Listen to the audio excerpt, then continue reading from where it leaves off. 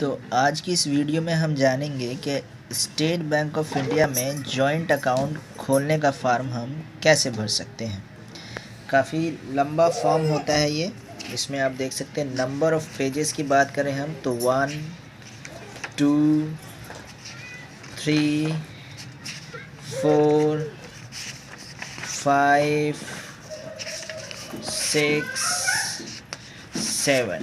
तो ये 7 पेजेस हैं जिसे हमें फिल करना है। और 7 पेजेस में आप देख सकते हैं कि कितनी सारी डिटेल्स हैं जो हमें फिल करनी होती है। लेकिन क्या क्या हमें फिल करना है और कहाँ कहाँ फिल करना है ये इस वीडियो में हम जानेंगे। तो अगर आप भी जॉइंट अकाउंट खोलना चाहते हैं एसबीआई में तो आप फॉर्म खुद फिल कर सकते हैं। तो इस वीडियो को एंड तक देखें और आप अपना फॉर्म खुद फिल करें। तो आइए शुरू करते हैं इस फॉर्म को कैसे भरेंगे। तो सबसे पहले आपको यहाँ पे डेट मेंशन करना है। डेट का फॉर्मेट होगा आपका DD MM YY, यानी पहले डेट आएगा, फिर मंथ आएगा और फिर ईयर आएगा, वो यहाँ फिल करेंगे। उसके बाद जो आपको करना है वो यहाँ पे अपना अकाउंट टाइप चूज़ करना है, यानी कौन सा अकाउंट आप खोलना चाहते हैं। SB मतलब है सेविंग अकाउंट, CA मतलब है करंट अकाउंट और PPF है एक और अकाउंट का टाइप। तो यूजुअली हम सेविंग अकाउंट ओपन करते हैं तो आप सेविंग अकाउंट पर टिक कर देंगे। उसके बाद यहाँ पर हमें अपनी पूरी डिटेल फिल करनी है। यहाँ पे पहले कॉलम A में, यानी जहाँ क लिखा है यहाँ पे आप अपना पूरा नाम लिखेंगे। पहले फर्स्ट नेम लिखेंगे, उसके बाद अगर स्पेस फर्स्ट नेम लिखेंगे, फिर एक सेल छोड़ेंगे और फिर दूसरा नाम आप लिखेंगे। फॉर एग्ज़ाम्पल आपका नाम है रवि कुमार तो आप रवि लिखेंगे, फिर एक स्पेस एक कॉलम ब्लैंक छोड़ेंगे और उसके बाद कुमार लिखेंगे। ठीक है। यहाँ पर आप अपनी डेट ऑफ बर्थ लिखेंगे, पहले डेट, मंथ और ईयर। उसके बाद जिनके साथ आप जॉइंट अकाउंट खोलना चाहते हैं उनका नाम आपको कॉलम ख यानी B में यहाँ लिखना है। तो यहाँ पे दूसरे बंदे का नाम आपकी स्पाउस हो सकती है, मदर हो सकता है, कोई भी जिसके साथ आप जॉइंट अकाउंट खोलना चाहते हैं उसका नाम यहाँ डालेंगे आप। सेम आपको फर्स्ट नेम लिखना है, उसके बाद एक ब्लैंक सेल, एक ब्लैंक छोड़ना है एक सेल, और उसके बाद फिर लास्ट नेम लिखना है। ठीक है। दोनों का नाम यहाँ आने के बाद यहाँ पे आप DOB डाल देंगे। फर्स्ट पर्सन की DOB यहाँ होगी, दूसरे की DOB इसके सामने होगी। उसके बाद आते हैं हम पैन नंबर पर। अगर आपके पास पेन है यानी पैन कार्ड है तो आप यहाँ डाल देंगे पैन कार्ड नंबर। पर्सन एक का यानी जिसका नाम आपने कॉलम A में लिखा है उसके लिए उसका पैन नंबर यहाँ डालेंगे। और अगर किसी का कॉलम B में लिखा है, जिसका नाम कॉलम B में लिखा है उसका पैन नंबर यहाँ पे कॉलम B में डालेंगे। नाउ अब बात आती है कि आप इस अकाउंट को कैसे ऑपरेट करना चाहते हैं। उसके लिए आप अगर चाहते हैं कि खुद सिर्फ आप ही ऑपरेट करें तो सेल्फ ओनली पर टिक करेंगे। अगर आप चाहते हैं कि आप या आपकी स्पाउस या आपकी वाइफ या हस्बैंड दोनों में से कोई इसे यूज़ कर सकता है कोई भी, तो आप ईदर और इस सर्वाइवर इस पे टिक कर देंगे दूसरा ऑप्शन पे। दूसरा ऑप्शन चूज़ करने से क्या होगा, ईदर और सर्वाइवर, इसका मतलब है या तो आप या फिर आपकी स्पाउस या आपका वाइफ हस्बैंड जो भी है वो आप दोनों ही यूज़ कर सकते हैं, जो चाहे इस अकाउंट को यूज़ कर सकता है। ठीक है। अगर आप चाहते हैं कि नहीं यूज़ करने के लिए दोनों का होना ज़रूरी है तो आप जॉइंटली पर टिक कर सकते हैं। इट मीन्स अगर इस अकाउंट को यूज़ करना है तो फिर दोनों के सिग्नेचर होने ज़रूरी होंगे, कोई एक बंदा यूज़ नहीं कर पाएगा। तो ज़्यादातर लोग जो है वो ईदर और सर्वाइवर का ये ऑप्शन चूज़ करते हैं, यानी दोनों में से कोई भी इस्तेमाल कर सकता है ना। अब आपको करना क्या है, यहाँ पे A में आपको अपनी फ़ोटो लगानी है और B में अपने स्पाउस या वाइफ की फ़ोटो लगानी है, या जिसके साथ आप अकाउंट ओपन कर रहे हैं उसकी फ़ोटो लगानी है। यानी जिसका नाम आपने कॉलम B में लिखा है यहाँ उसकी फ़ोटो यहाँ पे B में आप लगा देंगे। यहाँ पे अपनी फ़ोटो, यहाँ पे जिसके साथ आप अकाउंट ओपन कर रहे हैं उसकी फ़ोटो यहाँ पे। उसके बाद नीचे आना है आपको, यहाँ पे सिग्नेचर करना है। क में पहले बंदे का सिग्नेचर जिसका नाम पहले लिखा है, और खा में दूसरे बंदे का सिग्नेचर जिसका नाम दूसरे कॉलम में लिखा है। ठीक है, उसके बाद हम आ जाएंगे नीचे। यहाँ पर आप अपना नाम, एड्रेस और कॉन्टैक्ट नंबर डाल देंगे। यहाँ पे आप अपनी नॉमिनेशन की डिटेल डालेंगे, जिसे आप नॉमिनी बनाना चाहते हैं उसका नाम यहाँ आएगा और यहाँ पर आपको एड्रेस डालना है। ठीक है, ये नॉमिनेशन CIF नंबर आपको कुछ नहीं डालना। रिलेशनशिप में आप डालेंगे कि जो जिसे आप नॉमिनी बना रहे हैं वो आपका कौन है, भाई है, बहन है, वाइफ है, मदर है, फादर है, सन है, जो भी हो वो रिलेशन आपका उसके साथ, वो रिलेशन यहाँ आप डाल देंगे। उसके बाद यहाँ से आप टिक कर सकते हैं। यहाँ पे हमारे पास डॉक्यूमेंट की लिस्ट दी गई है जो आप लगाएंगे इस अकाउंट को ओपन करने के लिए। आप पासपोर्ट लगा सकते हैं, पहचान पत्र लगा सकते हैं, पैन कार्ड लगा सकते हैं, या सरकार से इशू कोई भी पहचान पत्र है जैसे आधार कार्ड है वो लगा सकते हैं, ड्राइविंग लाइसेंस लगा सकते हैं। और एड्रेस प्रूफ के लिए ये तो है आपकी पहचान के लिए प्रूफ, और एड्रेस प्रूफ के लिए आप लगा सकते हैं अपनी सैलरी स्लिप, बिजली का बिल हो, टेलीफोन बिल हो, बैंक खाता हो, या फिर ड्राइविंग लाइसेंस हो, या फिर आजकल आधार कार्ड भी यूज़ किया जाता है एड्रेस प्रूफ के लिए। तो आप आधार कार्ड और पैन कार्ड से अपना अकाउंट ओपन कर सकते हैं। तो ये तो बात थी पहले पेज की। आइए अब हम बढ़ते हैं अगले पेज की तरफ। पेज को आप पलटेंगे, कुछ इस तरह का आपको पेज होगा।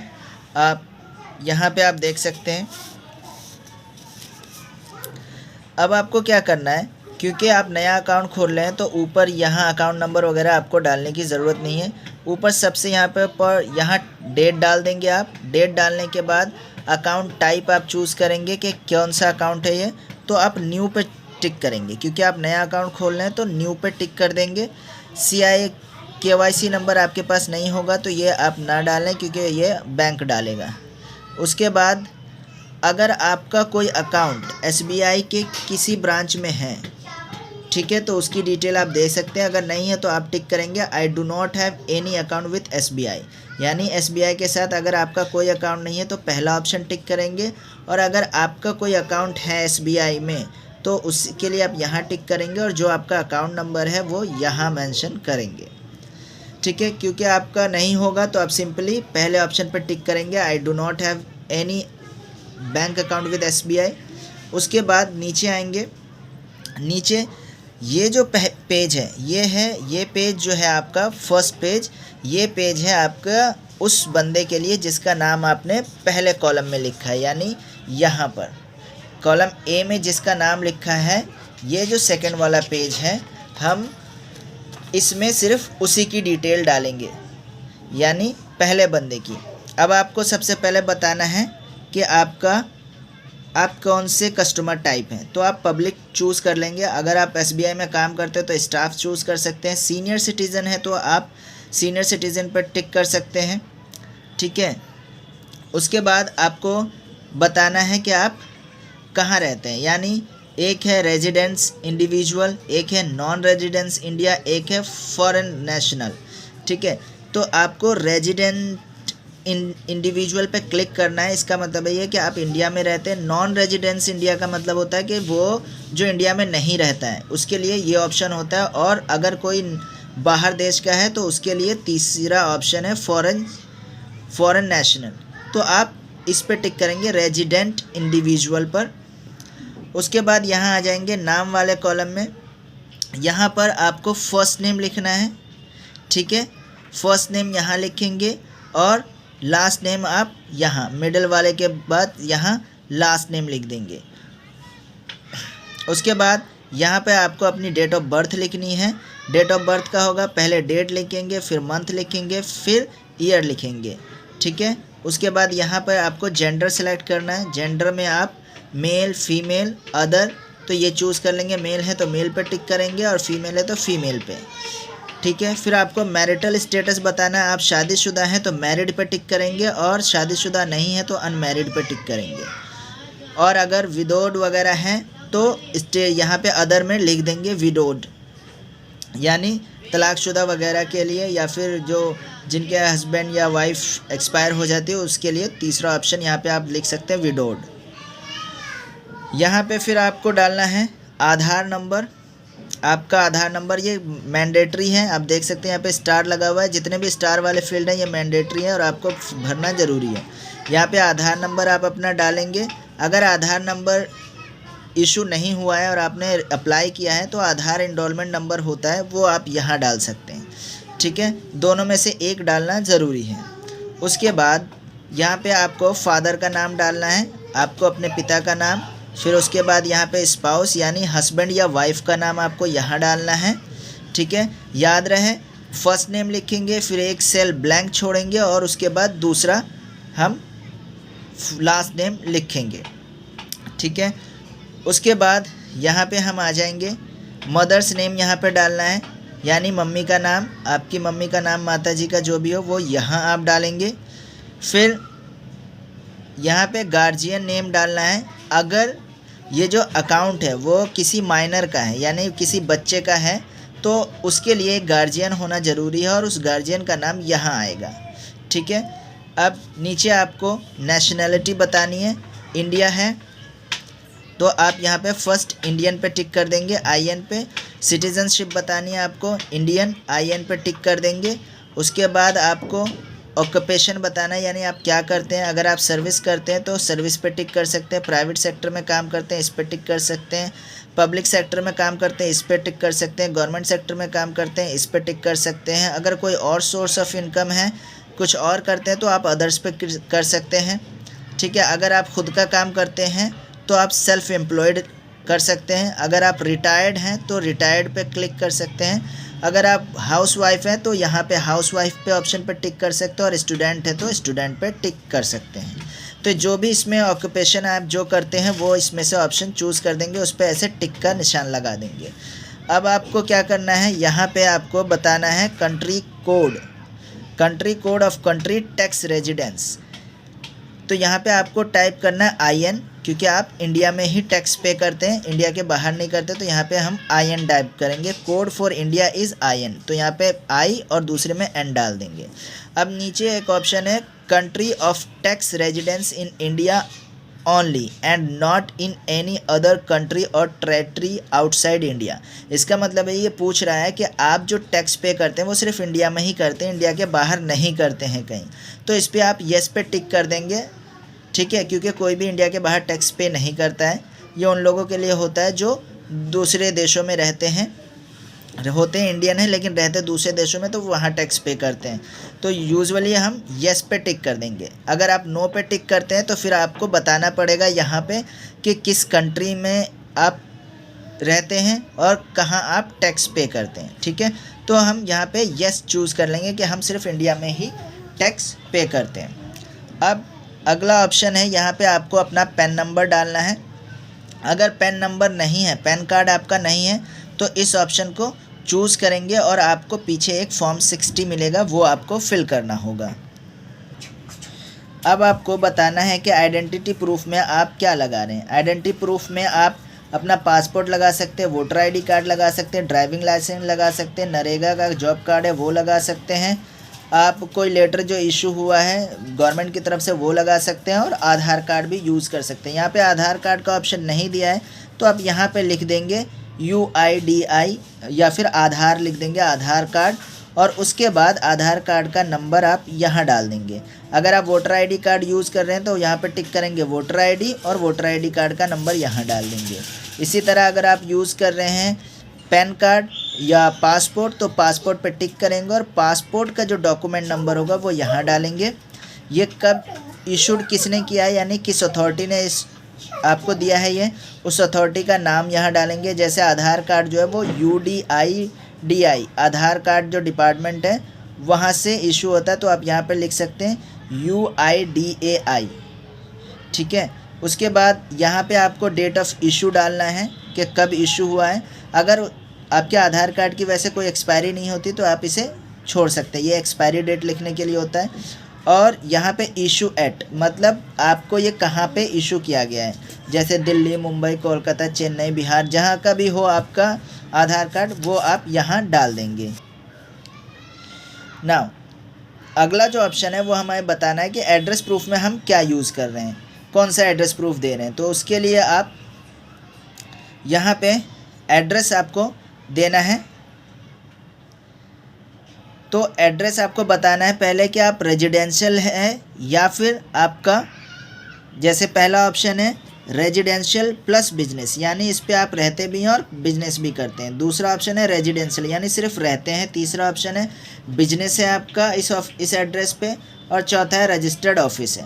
तो आप यहाँ पे रेजिडेंटल वाले पे टिक करेंगे, इसका मतलब ये है कि ये आपका रहने की जगह है, रहने वाला एड्रेस है। तो आप रेजिडेंशियल पे टिक करेंगे और यहाँ पे आपको बताना है कि आप कौन सा एड्रेस प्रूफ दे रहे हैं। पासपोर्ट दे रहे हैं, ड्राइविंग लाइसेंस दे रहे हैं, वोटर आईडी दे रहे हैं, नरेगा जॉब कार्ड दे रहे हैं, तो आधार कार्ड भी आप दे सकते हैं, लेकिन आधार कार्ड का यहाँ पे ऑप्शन नहीं है। तो उसके लिए यहाँ पे अदर पे टिक करके यहाँ पे लिख देंगे आप आधार, ठीक है। और उसके बाद जो एड्रेस आपके डॉक्यूमेंट पे वो एड्रेस यहाँ डालेंगे, पूरा कंप्लीट एड्रेस डालेंगे। यहाँ पे एड्रेस होगा, यहाँ पे आपके सिटी विलेज होगा, यहाँ पे डिस्ट्रिक्ट डालना है, डिस्ट्रिक्ट यानी यहाँ पे आपको ज़िला डालना है, यहाँ पे स्टेट डालना है यानी राज्य का नाम, यहाँ पे कंट्री इंडिया आएगी और पिन कोड आपका जो एड्रेस पे पिन कोड है वो पिन कोड यहाँ डालेंगे। अब चलते हैं हम अगले पेज पर। तो यहाँ पे आप देख सकते हैं काफ़ी लंबा चौड़ा फॉर्म है ये। अब यहाँ पे आपको पीछे जो बताया था आपने वो अपना करंट एड्रेस बताया था, अब यहाँ पे आपको परमानेंट एड्रेस बताना है। अगर आपका परमानेंट एड्रेस आपके करंट एड्रेस से डिफरेंट है तो यहाँ पे आप अपना परमानेंट एड्रेस डालेंगे सेम जैसे पीछे हमने भरा है। और अगर आपका जो परमानेंट एड्रेस और करंट एड्रेस वो सेम है तो यहाँ पे सेम एज करंट एड्रेस पे टिक कर देंगे और इसे नहीं भी भरेंगे तो चल जाएगा। लेकिन अगर आपका परमानेंट एड्रेस डिफरेंट है तो फिर आपको यहाँ पे परमानेंट एड्रेस डालना होगा, ठीक है। सेम यहाँ पे रेजिडेंशियल टिक करेंगे और कंप्लीट एड्रेस आप यहाँ डालेंगे। उसके बाद नंबर 5 पर है, यहाँ पे आपको अपना कॉन्टैक्ट डिटेल डालना है। यहाँ पे आप अपना मोबाइल नंबर डालेंगे। मोबाइल नंबर के लिए यहाँ पे आप चूज़ करेंगे, पहले जो 2 सेल हैं ये यहाँ पे डालेंगे आप 91, क्योंकि इंडिया का कंट्री कोड है 91, तो यहाँ पे 91 डालेंगे। और यहाँ पे आपका 10 डिजिट का जो मोबाइल नंबर होता है 10 अंकों का वो यहाँ से यहाँ तक आएगा। यहाँ पे आप अपनी ईमेल आईडी डालेंगे। उसके बाद यहाँ पे अगर आपका कोई ऑल्टरनेट नंबर है तो वो आप यहाँ डालेंगे। पहले इस 2 में, पहले में 9 और दूसरे में 191 कंट्री कोड हो जाएगा और यहाँ पे ऑल्टरनेट नंबर डालेंगे। यहाँ पे जो ईमेल आईडी डालेंगे आपको सारा कैप्स लेटर में डालना है, ठीक है। उसके बाद आगे हम आते हैं यहाँ पे एडिशनल डिटेल। यहाँ पे मंथली इनकम पूछ रहा है, यानी आप कितना कमाते हैं, जितना कमाते हैं आप यहाँ डालेंगे। उसके बाद रिलीजन आपसे पूछा है, आपका धर्म हिंदू, मुस्लिम, सिख, क्रिश्चियन जो भी है वो आप यहाँ से टिक कर लेंगे। हिंदू है तो यहाँ पे टिक करेंगे पहले पे, मुस्लिम है तो इस पे टिक करेंगे, क्रिश्चियन है तो इस पे टिक करेंगे, सिख इस पे, और अगर कोई अदर है रिलीजन है तो यहाँ पे आप मेंशन कर देंगे, अदर पे टिक करेंगे और अपने रिलीजन का नाम यहाँ डाल देंगे। फिर आपको कैटेगरी बतानी है, जर्नल है या ओबीसी है, एससी है, एसटी है, जो भी आपकी कैटेगरी है वो बताएंगे। फिर आपको एजुकेशन क्वालिफ़िकेशन बताना है, यानी आप कितने पढ़े लिखे हैं। बिलो एसएससी मतलब 10वीं से नीचे पढ़े हैं आप, और एसएससी मतलब 10वीं तक सीनियर सेकेंडरी है, सीनियर सेकेंडरी स्कूल यानी 10वीं तक पढ़े हैं तो आप इस पर टिक करेंगे। हाई सेकेंडरी स्कूल अगर यानी 12वीं तक पढ़े हैं तो HSC पे टिक करेंगे। ग्रेजुएट हैं तो आप यहाँ पे टिक करेंगे। पोस्ट ग्रेजुएट के लिए ये है, और अगर कुछ अलग और आपने किया है तो यहाँ पे मेंशन कर सकते हैं। फिर आपको यहाँ पे ये फिल करने की ज़रूरत नहीं है। अब यहाँ पे ये 2 ऑप्शन है, पॉलिटिकली एक्सपोज्ड पर्सन और related to politically exposed person. इसका मतलब ये है कि आप जो है राजनीति में सक्रिय हैं या नहीं। अगर आप राजनीति में सक्रिय हैं, किसी पार्टी वार्टी से रिलेशन है तो आप इस पर टिक कर सकते हैं। अगर किसी से नहीं है तो आप नन पे टिक कर देंगे, यानी आप पॉलिटिकल में इंटरेस्टेड नहीं है, किसी पॉलिटिकल पार्टी से आपका जुड़ाव नहीं है तो आप नन पे टिक कर देंगे। अब आते हैं यहाँ पे हमारे पास डिटेल नंबर 7 है, ये कॉलम 7, तो इसे आपको फिल करने की ज़रूरत नहीं है। ये इसलिए होता है कि अगर हम अपने अकाउंट में किसी को एडिशनल जोड़ना चाहते हैं या डिलीट करना चाहते हैं तो उसके लिए है ये, तो ये हमें फिल करने की ज़रूरत नहीं है। उसके बाद हम आते हैं यहाँ पे 8 पे। ये 8 भी आपको फिल करने की ज़रूरत नहीं है, ये उनके लिए होता है जो इंडिया में नहीं रहते हैं और इंडिया के बाहर टैक्स वैक्स पे करते हैं, तो उनकी डिटेल वो अपनी डिटेल यहाँ देते हैं। तो आपको 8 भी फिल करने की ज़रूरत नहीं है।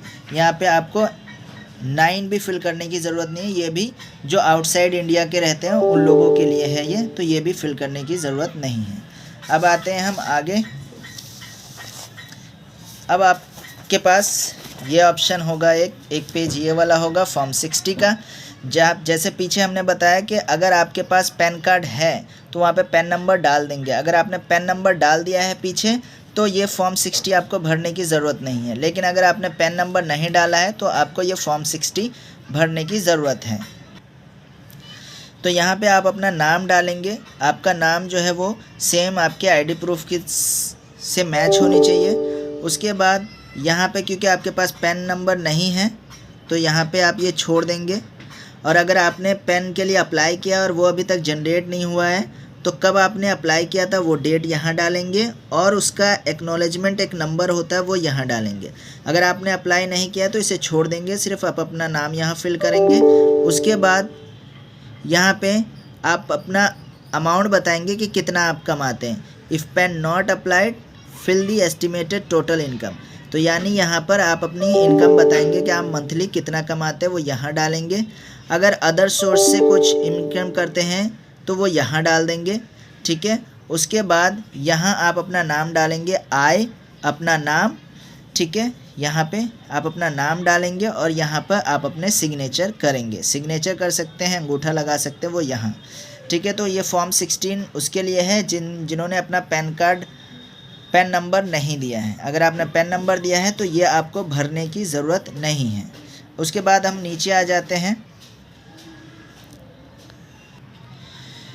तो ये जो है ये फॉर ऑफिस यूज़ ओनली है, तो ये ऑफिस वाले यूज़ करेंगे, इसे भी आपको भरने की ज़रूरत नहीं है। नीचे इंस्ट्रक्शन है, ये सब आपको कुछ करने की ज़रूरत नहीं है। अब हम पेज पलट लेंगे। पेज पलटने के बाद यहाँ पर आपको अपनी एक फ़ोटो लगानी है। यहाँ पर ऊपर आप देख सकते हो, ऊपर आपको कुछ फिल करने की ज़रूरत नहीं, नीचे है यहाँ पे। यहाँ आपको अपनी एक रीसेंट पासपोर्ट साइज़ फ़ोटो लगाना है, यहाँ पे साइन करना है, यहाँ पे प्लेस डालना है, जैसे दिल्ली, मुंबई, कोलकाता, जहाँ से भी आप इस अकाउंट के लिए अप्लाई कर रहे हो जगह का नाम यहाँ डालेंगे, यहाँ डेट डालेंगे। साइन ऑलवेज़ आप स्मॉल लेटर में करें, क्योंकि कैपिटल लेटर में अगर आप साइन करेंगे तो वो मान्य नहीं होगा। तो आप साइन जो है या तो हिंदी, उर्दू, इंग्लिश किसी में भी कर सकते हैं। इंग्लिश में कर रहे हैं तो आपको साइन स्मॉल लेटर्स में करना होगा, यानी पहला लेटर कैपिटल बना सकते हैं और बाकी के सारे लेटर स्मॉल होने चाहिए। अगर आप सारे लेटर कैप्स में बना करेंगे साइन तो आपका सिग्नेचर वैलिड नहीं माना जाएगा, ठीक है।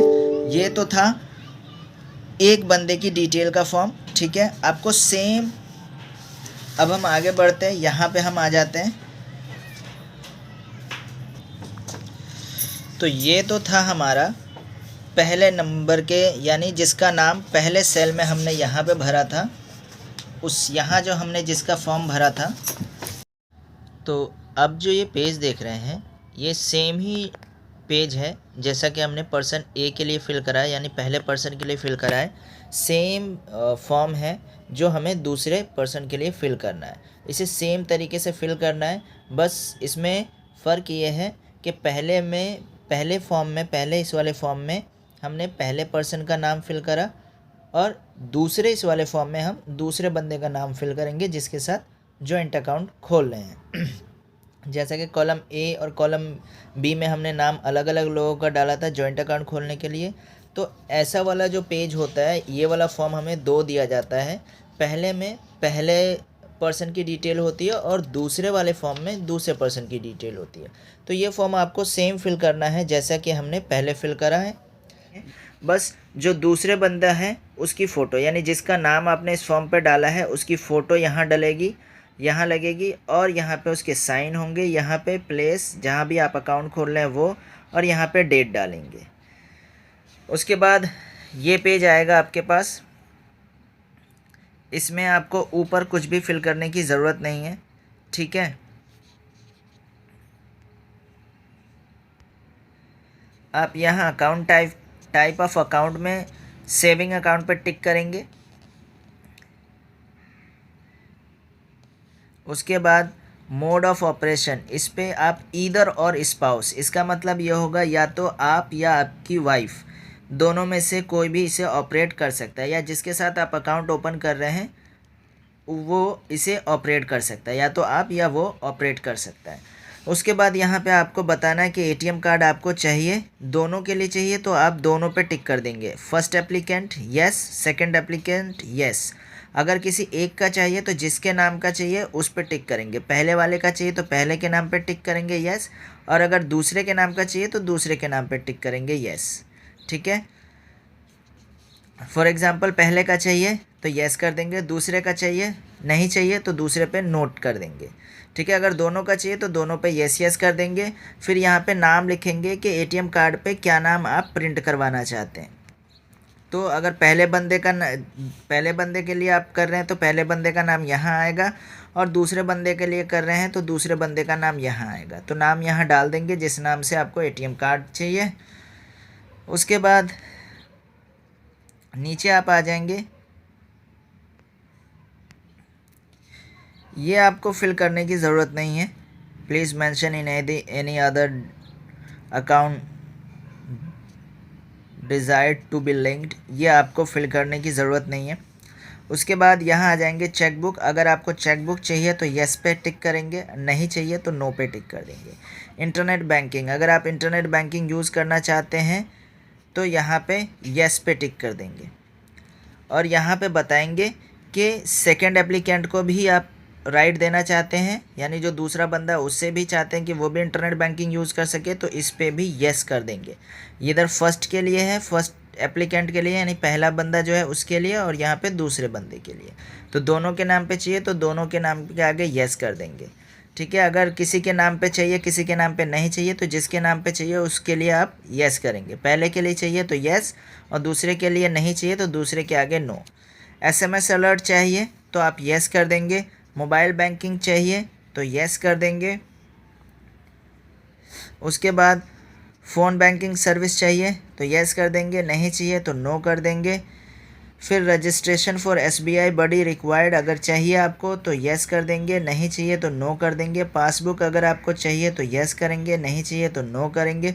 स्टेटमेंट वो होती है जिसमें आपको आपके लेन देन की डिटेल होती है, वो आपको कैसे चाहिए, मंथली स्टेटमेंट चाहिए, क्वार्टरली चाहिए, हाफ क्वार्टरली चाहिए, यानी हर मंथ चाहिए, या क्वार्टर यानी हर तीसरे महीने चाहिए, या आज 6 महीने पर चाहिए। तो जैसे भी आपको चाहिए वो यहाँ टिक कर देंगे। उसके बाद अगर आप ई स्टेटमेंट यानी अपने ईमेल पे स्टेटमेंट चाहते हैं कि मेल से आ जाए तो आप रिक्वायर्ड पे टिक कर देंगे, और नहीं तो नॉट रिक्वायर्ड पे टिक कर देंगे। उसके बाद पेज पलट लेंगे आप।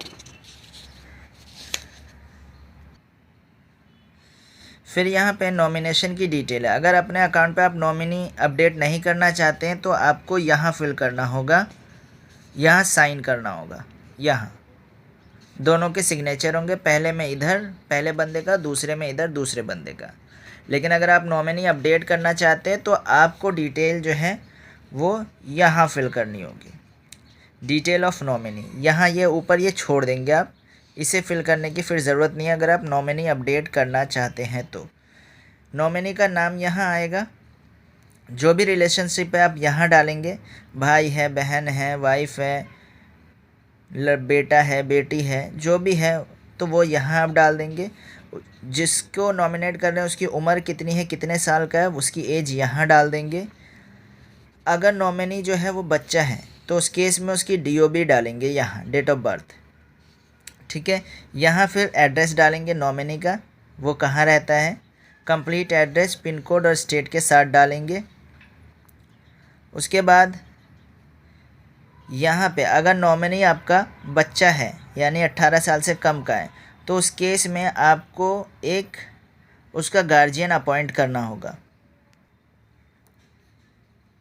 फिर उसके गार्जियन का नाम यहाँ डालना होगा, गार्जियन की एज यहाँ डालनी होगी, कितने साल का है वो, और उसका कंप्लीट एड्रेस यहाँ डालना होगा, और यहाँ आपको साइन करने होंगे।